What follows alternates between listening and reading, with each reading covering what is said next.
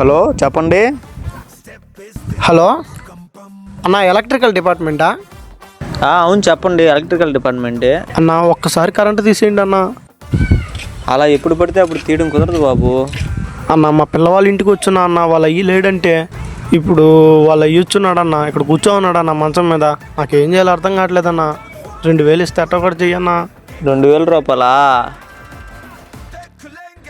సరే అడ్రస్ చెప్పండి. 2-143 కోవూర్. రేపు బాడుకో, అది నా ఇల్లు రా.